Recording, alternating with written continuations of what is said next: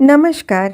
आइए सुनते हैं मुंशी प्रेमचंद द्वारा लिखित उपन्यास कर्मभूमि का भाग 8।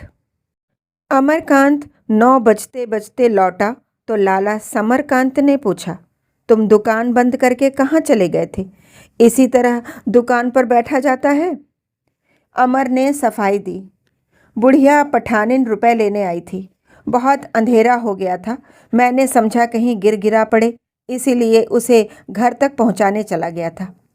वह तो रुपया लेती ही न थी, पर जब बहुत देर हो गई तो मैंने रोकना उचित न समझा। कितने रुपए दिए? 5। लाला जी को कुछ धैर्य हुआ। और कोई आसामी आया था? किसी से कुछ रुपए वसूल हुए? जी नहीं। आश्चर्य है, और तो कोई नहीं आया। हाँ, वही बदमाश काले खां सोने की एक चीज़ बेचने लाया था, मैंने लौटा दिया। समरकांत की त्योरियां बदली। क्या चीज़ थी? सोने के कड़े थे, 10 तोले बताता था। तुमने तौला नहीं? मैंने हाथ से छुआ तक नहीं। हाँ, क्यों छूते? उसमें पाप लिपटा हुआ था ना। कितना मांगता था? 200। झूठ बोलते हो। शुरू 200 से किए थे, पर उतरते उतरते फिर 30 रुपए तक आया था। लाला जी की मुद्रा कठोर हो गई। फिर भी तुमने लौटा दिए। और क्या करता? मैं तो उसे सेंत में भी न लेता। ऐसा रोजगार करना मैं पाप समझता हूँ। समरकांत क्रोध से विकृत होकर बोले, चुप रहो, शर्माते तो नहीं, ऊपर से बातें बनाते हो। 150 रुपये बैठे बैठाए मिलते थे, वह तुमने धर्म के घमंड में खो दिए। उस पर से अकड़ते हो। जानते भी हो धर्म है क्या चीज़? साल में एक बार भी गंगा स्नान करते हो? एक बार भी देवताओं को जल चढ़ाते हो? कभी राम का नाम लिया है जिंदगी में? कभी एकादशी या कोई दूसरा व्रत रखा है? कभी कथा पुराण पढ़ते या सुनते हो? तुम क्या जानो धर्म किसे कहते हैं? धर्म और चीज़ है, रोजगार और चीज़। छी! साफ 150 फेंक दिए। अमरकांत धर्म की इस व्याख्या पर मन ही मन हंसकर बोला, आप गंगा स्नान पूजा पाठ को मुख्य धर्म समझते हैं। मैं सच्चाई, सेवा और परोपकार को मुख्य धर्म समझता हूँ। स्नान, ध्यान, पूजा, व्रत धर्म के साधन मात्र हैं, धर्म नहीं। समरकांत ने मुंह चिढ़ाकर कहा, ठीक कहते हो, बहुत ठीक। अब संसार तुम्ही को धर्म का आचार्य मानेगा। अगर तुम्हारे धर्म मार्ग पर चलता तो आज मैं भी लंगोटी लगाए घूमता होता।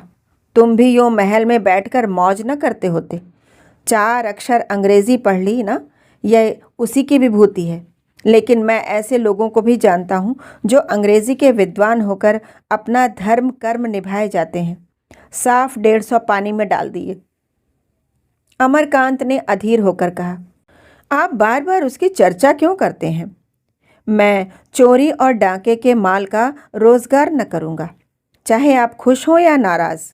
मुझे ऐसे रोजगार से घृणा होती है। तो मेरे काम में वैसी आत्मा की ज़रूरत नहीं। मैं ऐसी आत्मा चाहता हूँ जो अवसर देखकर हानि लाभ का विचार करके काम करे।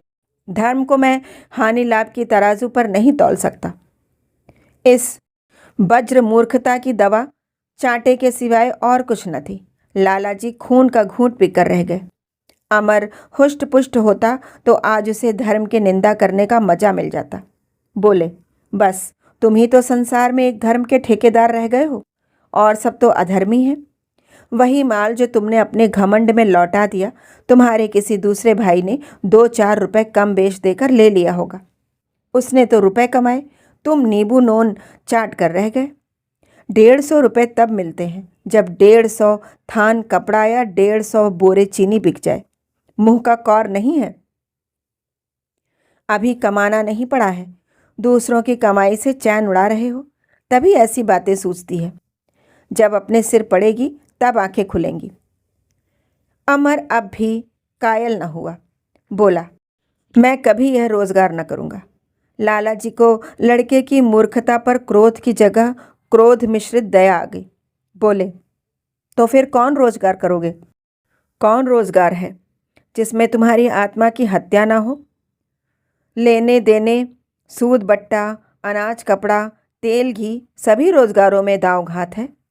जो दांव घात समझता है वह नफा उड़ाता है, जो नहीं समझता उसका दिवाला पिट जाता है। मुझे कोई ऐसा रोजगार बता दो जिसमें झूठ न बोलना पड़े, बेईमानी न करनी पड़े। इतने बड़े बड़े हाकिम हैं, बताओ कौन घूस नहीं लेता। एक सीधी सी नकल लेने जाओ तो 1 रुपया लग जाता है। बिना तहरीर लिए थानेदार रपट तक नहीं लिखता। कौन वकील है जो झूठे गवाह नहीं बनाता? लीडरों ही में कौन है जो चंदे के रुपए में नोच खसोट न करता हो? माया पर तो संसार की रचना हुई है, इससे कोई कैसे बच सकता है? अमर ने उदासीन भाव से सिर हिलाकर कहा, अगर रोजगार का यह हाल है तो मैं रोजगार करूंगा ही नहीं। तो घर गृहस्थी कैसे चलेगी? कुएं में पानी की आमद न हो तो कै दिन पानी निकल। अमरकांत ने इस विवाद का अंत करने के इरादे से कहा, मैं भूखों मर जाऊंगा पर आत्मा का गला न घोटूंगा। तो क्या मजदूरी करोगे? मजदूरी करने में कोई शर्म नहीं है। समरकांत ने हथौड़े से काम चलते न देखकर घन चलाया। शर्म चाहे न हो पर तुम न कर सकोगे। कहो लिख दूं। मुंह से बक देना सरल है, कर दिखाना कठिन होता है। चोटी का पसीना एड़ी तक आता है, तब 4 गंडे पैसे मिलते हैं। मजदूरी करेंगे, 1 घड़ा पानी तो अपने हाथों खींचा नहीं जाता। 4 पैसे की भाजी लेनी होती है तो नौकर लेकर चलते हैं। यह मजदूरी करेंगे। अपने भाग्य को सराहो कि मैंने कमाकर रख दिया है, तुम्हारा किया कुछ न होगा। तुम्हारी इन बातों से ऐसे जी जलता है कि सारी जायदाद कृष्णार्पण कर दूं, फिर देखूं तुम्हारी आत्मा किधर जाती है। अमरकांत पर उनकी इस चोट का भी कोई असर न हुआ। आप खुशी से अपनी जायदाद कृष्ण अर्पण कर दें, मेरे लिए रत्ती भर भी चिंता न करें। जिस दिन आप यह पुनीत कार्य करेंगे उस दिन मेरा सौभाग्य सूर्योदय होगा। मैं इस मोह से मुक्त होकर स्वाधीन हो जाऊंगा। जब तक मैं इस बंधन में पड़ा रहूंगा मेरी आत्मा का विकास न होगा। समरकांत के पास अब कोई शस्त्र न था। एक क्षण के लिए क्रोध ने उनकी व्यवहार बुद्धि को भ्रष्ट कर दिया। बोले, तो क्यों इस बंधन में पड़े हो? क्यों अपनी आत्मा का विकास नहीं करते? महात्मा ही हो जाओ, कुछ करके दिखाओ तो। जिस चीज़ की तुम कद्र नहीं कर सकते वह मैं तुम्हारे गले नहीं मरना चाहता। यह कहते हुए वह ठाकुर द्वारे में चले गए, जहाँ इस समय आरती का घंटा बज रहा था। अमर इस चुनौती का जवाब न दे सका। वे शब्द जो बाहर न निकल सके उसके हृदय में फोड़े की तरह टीसने लगे। मुझ पर अपनी संपत्ति की धौंस जमाने चले हैं। चोरी का माल बेचकर, जुआरियों को 4 आने रुपए ब्याज पर रुपए देकर, गरीब मजदूरों और किसानों को ठग कर जो रुपए जोड़े हैं उस पर आपको इतना अभिमान है। ईश्वर न करे कि मैं उस धन का गुलाम बनूं। वह इन्हीं उत्तेजना से भरे हुए विचारों में डूबा बैठा था कि नैना ने आकर कहा, दादा बिगड़ रहे थे भैया जी। अमरकांत के एकांत जीवन में नैना ही स्नेह और सांत्वना की वस्तु थी। अपना सुख दुख, अपनी विजय और पराजय, अपने मंसूबे और इरादे वह उसी से कहा करता था। यद्यपि सुखदा से अब उसे उतना विराग न था, ना ही उससे उसे प्रेम भी हो गया था, पर नैना अब भी उससे निकटतर थी। सुखदा और नैना दोनों उसके अंतस्थल के 2 कूल थे। सुखदा ऊंची, दुर्गम और विशाल थी। लहरें उसके चरणों ही तक पहुंचकर रह जाती थी। नैना समतल, सुलभ और समीप। वायु का थोड़ा वेग पाकर भी लहरें उसके मर्मस्थल तक पहुंच जाती थी। अमर अपनी मनोव्यथा को मंद मुस्कान की आड़ में छिपाता हुआ बोला, कोई नई बात नहीं थी नैना, वही पुराना पचड़ा था। तुम्हारी भाभी तो नीचे नहीं थी? अभी तक तो नहीं थी, जरा देर हुई ऊपर चली गई। तो आज उधर से भी शस्त्र प्रहार होंगे। दादा ने तो आज मुझसे साफ कह दिया, तुम अपने लिए कोई राह निकालो। और मैं सोचता हूँ मुझे अब कुछ न कुछ करना चाहिए। यह रोज़ रोज़ की फटकार नहीं सही जाती। मैं कोई बुराई करूँ तो वह मुझे 10 जूते भी जमा दे, चू न करूँगा। लेकिन अधर्म पर मुझसे न चला जाएगा। नैना ने इस वक्त मीठी पकौड़ियाँ, नमकीन पकौड़ियाँ, खट्टी पकौड़ियाँ और ना जाने क्या क्या पका रखे थे। उसका मन उन पदार्थों को खिलाने और खाने में के आनंद में बसा हुआ था। यह धर्म अधर्म के झगड़े उसे व्यर्थ से जान पड़े। बोली, पहले चलकर पकौड़ियाँ खा लो, फिर इस विषय पर सलाह होगी। अमर ने वितृष्णा के भाव से कहा, ब्यालू करने की मेरी इच्छा नहीं है। लात की मारी रोटियां कंठ के नीचे न उतरेंगी। दादा ने आज फैसला कर दिया। अब तुम्हारी यही बातें मुझे अच्छी नहीं लगती। आज किसी मज़ेदार पकौड़ियाँ तुमने कभी न खाई होंगी। तुम न खाओगे तो मैं भी न खाऊंगी। नैना की इस दलील ने उसके इनकार को कई कदम पीछे ढकेल दिया। तो मुझे बहुत दिक्कत करती है नैना। सच कहता हूँ, मुझे बिल्कुल इच्छा नहीं है। चलकर थाल पर बैठो तो पकौड़ियाँ देखते ही टूट ना पड़ो तो कहना। तू जाकर खा क्यों नहीं लेती? मैं एक दिन न खाने से मर तो न जाऊंगा? तो क्या मैं एक दिन न खाने से मर जाऊंगी? मैं तो निर्जला शिवरात्रि रखती हूँ। तुमने तो कभी व्रत नहीं रखा। नैना के आग्रह को टालने की शक्ति अमरकांत में न थी। लाला समरकांत रात का भोजन न करते थे, इसलिए भाई भावच बहन साथ ही खा लिया करते थे। अमर आंगन में पहुंचा तो नैना ने भाभी को बुलाया। सुखदा ने ऊपर ही से कहा, मुझे भूख नहीं है। मनावन का भार अमरकांत के सिर पड़ा। वह दबे पांव ऊपर गया। जी में डर रहा था कि आज मामला तूल खींचेगा, पर इसके साथ दृढ़ भी था, इस प्रश्न पर वह दबेगा नहीं। यह ऐसा मार्मिक विषय था जिस पर किसी प्रकार का समझौता हो ही न सकता था। अमरकांत की आहट पाते ही सुखदा संभल बैठी। उसके पीले मुख पर ऐसी करुण वेदना झलक रही थी कि एक क्षण के लिए अमरकांत चंचल हो गया। अमरकांत ने उसका हाथ पकड़कर कहा, चलो भोजन कर लो, आज बहुत देर हो गई। भोजन पीछे करूंगी, पहले मुझे तुमसे एक बात का फैसला करना है। तुम आज फिर दादाजी से लड़ पड़े। दादाजी से मैं लड़ पड़ा या उन्हीं ने मुझे अकारण डांटना शुरू किया? सुखदा ने दार्शनिक निरपेक्षता के स्वर में कहा, तो उन्हें डांटने का अवसर क्यों देते हो? मैं मानती हूँ कि उनकी नीति तुम्हें अच्छी नहीं लगती। मैं भी उसका समर्थन नहीं करती, लेकिन अब इस उम्र में तुम उन्हें नए रास्ते पर नहीं चला सकते। वह भी तो उसी रास्ते पर चल रहे हैं जिस पर सारी दुनिया चल रही है। तुमसे जो कुछ हो सके उनकी मदद करो। जब वह न रहेंगे उस वक्त अपने आदर्शों का पालन करना, तब कोई तुम्हारा हाथ न पकड़ेगा। इस वक्त तुम्हें अपने सिद्धांतों के विरुद्ध भी कोई बात करनी पड़े तो बुरा न मानना चाहिए। उन्हें कम से कम इतना संतोष तो दिला दो कि उनके पीछे तुम उनकी कमाई लुटा न दोगे। मैं आज तुम दोनों जनों की बातें सुन रही थी। मुझे तो तुम्हारी ही ज्यादती मालूम होती थी। अमरकांत उसके प्रसव भार पर चिंता भार न लादना चाहता था, पर प्रसंग ऐसा आ पड़ा था कि वह अपने को निर्दोष सिद्ध करना आवश्यक समझता था।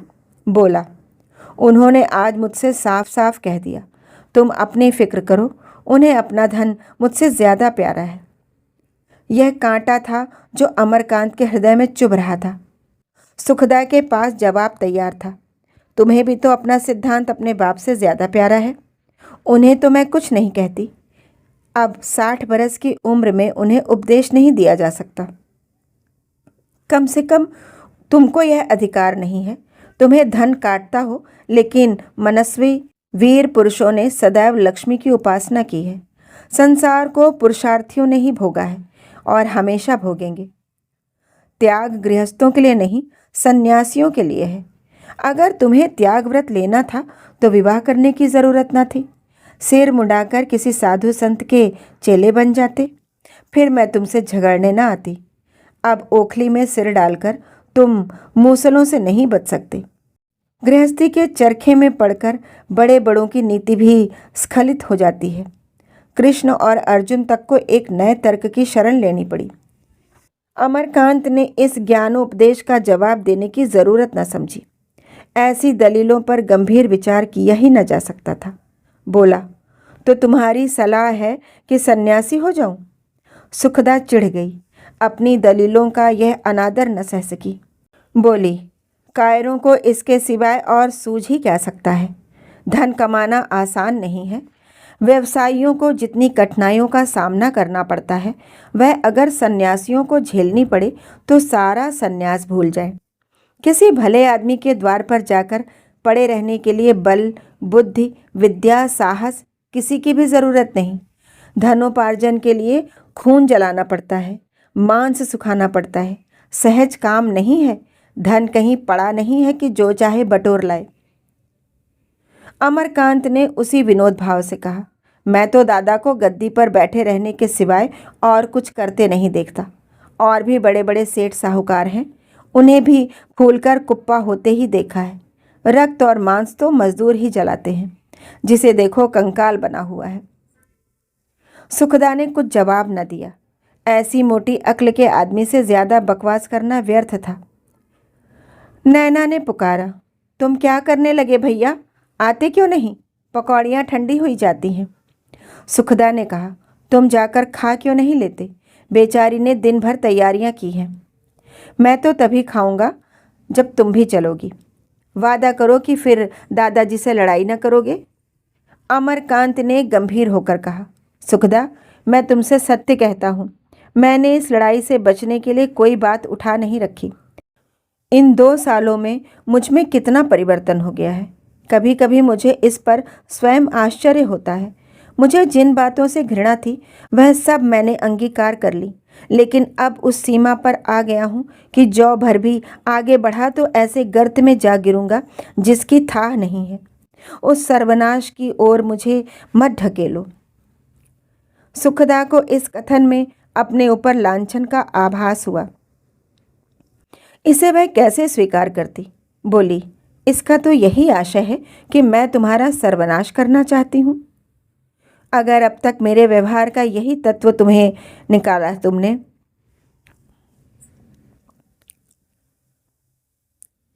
अगर अब तक मेरे व्यवहार का यही तत्व तुमने निकाला है तो तुम्हें इनसे बहुत पहले मुझे विष देना चाहिए था।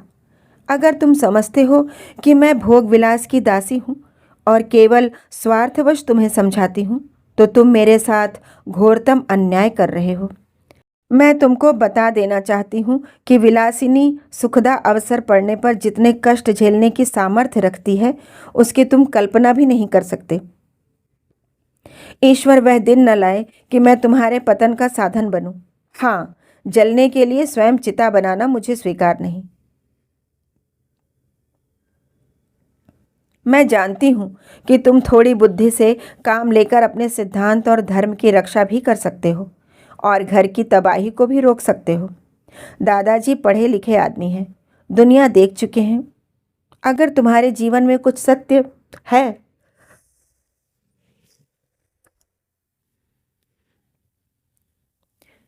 अगर तुम्हारे जीवन में कुछ सत्य है तो उसका उन पर प्रभाव पड़े बगैर नहीं रह सकता।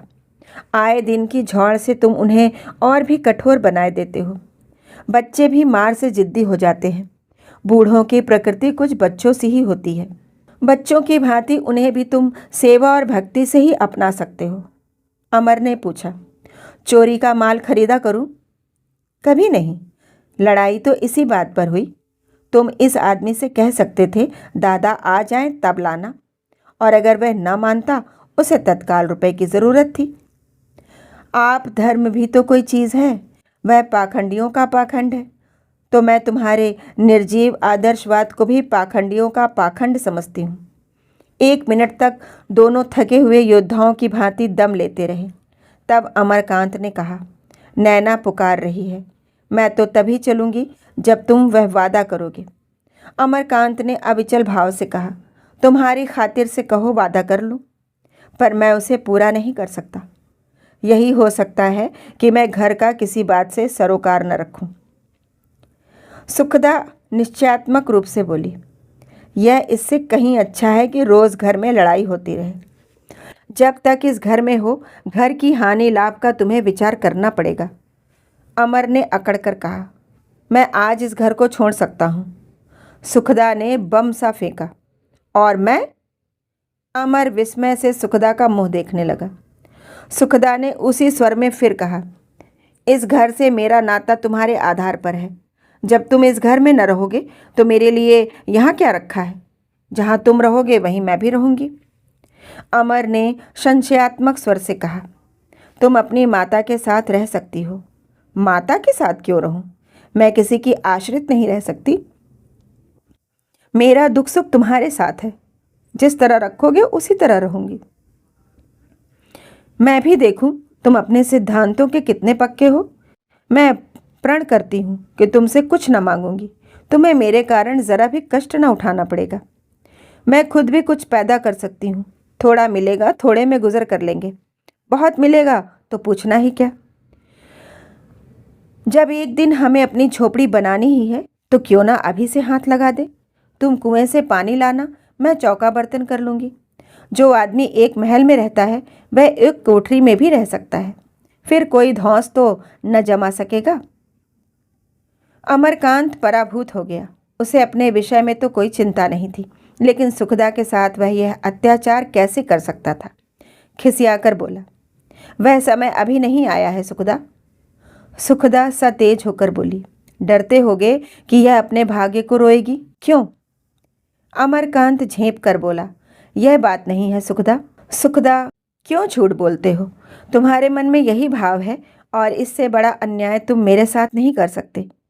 कष्ट सहने में या सिद्धांत की रक्षा के लिए स्त्रियां कभी पुरुषों से पीछे नहीं रहीं। तुम मुझे मजबूर कर रहे हो कि और कुछ नहीं तो लांछन से बचने के लिए मैं दादाजी से अलग रहने की आज्ञा मांगूं। बोलो। अमर लज्जित होकर बोला, मुझे क्षमा करो सुखदा। मैं वादा करता हूँ कि दादाजी जैसा कहेंगे वैसा ही करूँगा। इसलिए कि तुम्हें मेरे विषय में संदेह है? नहीं, केवल इसलिए कि मुझ में अभी उतना बल नहीं है। इसी समय नैना आकर दोनों को पकौड़ियाँ खिलाने के लिए घसीट ले गई। सुखदा प्रसन्न थी। उसने आज बहुत बड़ी विजय पाई थी। अमरकांत झेंपा हुआ था। उसके आदर्श और धर्म की आज परीक्षा हो गई थी और उसे अपनी दुर्बलता का ज्ञान हो गया था। ऊंट पहाड़ के नीचे आकर अपनी ऊंचाई देख चुका था। बस आज यहीं तक। अगला भाग फिर सुनेंगे।